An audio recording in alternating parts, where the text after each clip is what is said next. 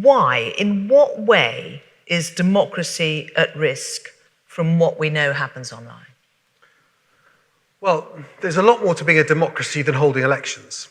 They have elections in Russia. They have elections in lots of countries around the world which we wouldn't recognize as being a free and open democracy. And that's because part of being a democracy is freedom of speech, but also the right to challenge what people say and examine and interrogate what people say. Over a period of time, we've established various practices around the way media in this country works.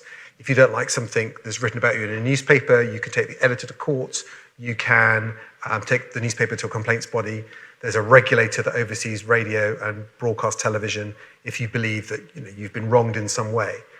There are checks and balances built within the public discourse. The other thing that's really important to democracy is that you know who's speaking and what they're saying. You know, if someone is making a claim, you know who they are. If it's a politician, you can see who's donated money to them, what organizations they might represent. You can weigh up lots of information about them in order to make your own informed decision as to whether you trust what they say. What's happened in the social media world, and the internet world, is many of those things we relied on have been taken away from us. You can see adverts being run to support organizations or campaigns, and you have no idea who is running them, whether it's a campaign organization in your own country or indeed an agency of the Russian government, as was exposed particularly in the American election in 2016. You don't have the sort of information. You can't challenge the people that are doing it. You have no means of redress. But worse than that, what you see can be influenced and gamed by external people.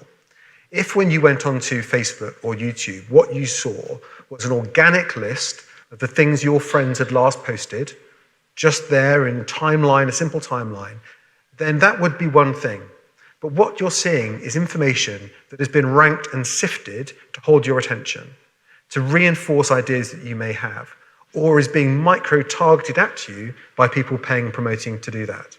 You may find yourself in groups sharing information that are being controlled by people and you don't know who they are. So this is the world within which people are accessing information.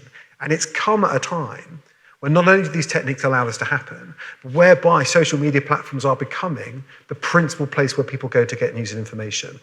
YouTube is the #1 broadcasting channel in this country for people under the age of 35. People watch more YouTube and Netflix, which is not a political channel, but just to give you an idea of the shift. And 18 to 35-year-olds watch double the amount of time of those two channels, and they do the whole of terrestrial broadcasting put together. That's the shift that's taking place. So that's the landscape for it and why it is so important. And for me, the way you reconcile here the issue of freedom of speech is to say, I don't believe that freedom of speech is the same as freedom of reach. Someone may post something on their Facebook page or make a film for their friends on YouTube and share it.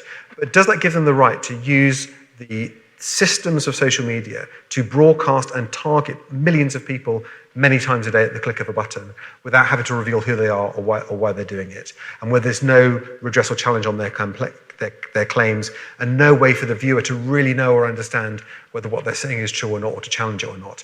And that is the ecosystem in which we're operating. And what concerns me is not only does that exist, but there are no real obligations placed on the social media platforms to alert and warn people as to what's going on.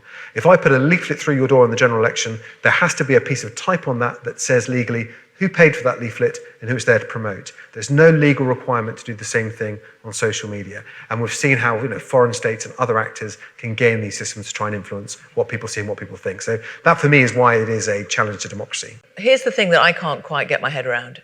There's Ofcom, a British regulator that actually isn't designed to be doing this anyway, but you're saying should be policing the global internet. It should be policing what people can see in this country. In France, there's a new rule on disinformation in elections, which means a judge can identify something as being fake news and order it to be taken down. In Germany, they have turned their offline legislation on hate speech and pro-Nazi speech online as well. So if you post content on social media and it's not taken down, there are massive fines for the companies. The consequence of that national legislation, just within one EU member state, is that Facebook massively increased the number of fact checkers and people checking content they employed. They have the resources to do this, and they have the capability to do it country by country if they have to, and they can. So I think we should do what we think is right to protect the interests of our citizens, to create a legal duty of care for these massive companies towards the people that use their services, and we should enforce it. We shouldn't, otherwise we are leaving the regulation of media in this country to Mark Zuckerberg with no control, no sanction, no oversight. And people like him. Just to be clear, you're talking about a whole raft of new laws and a whole vast new department within Ofcom that individuals could report to. So, but this exists in other industries. So in banking, as I said earlier on, if a bank is responsible for identifying money laundering and fraud and for making sure the products it sells are fair.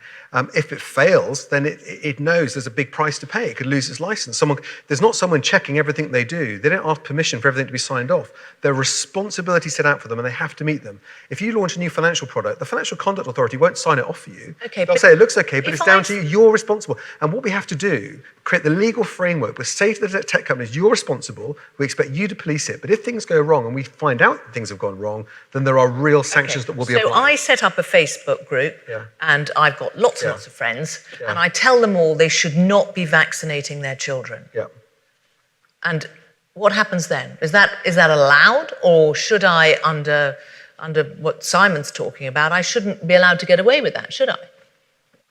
Well, in a way, it's a question for both of you. I'm trying to see how you seriously police this. I think there are, one of the ways you do it is around audiences as well. So I don't think you can create a regulatory model where every small private, everyone says to their family and friends is regulated and policed, because then that will be an impossible task. But what you say, when someone is setting themselves up to be an expert and is broadcasting that externally to a large audience that they've controlled, that is not their close family and friends, but an audience of over a certain size and scale, you apply certain standards to them and the content they show. And you maybe make it harder to find, so it can't be broadcast to wide audiences. It's not picked up in the general algorithm. Someone generally searching for it wouldn't find it. It may exist in a very discreet way for a small number of people. But what you can't let someone do...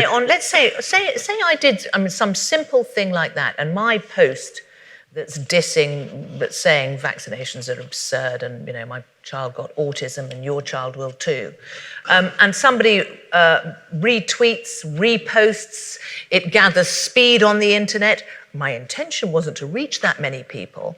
That's surely the content of that message is exactly what you are talking about. Yeah, so in a case like that, where I think the company should step in and they should downgrade content on that or remove it if it's clearly spreading something which is harmful.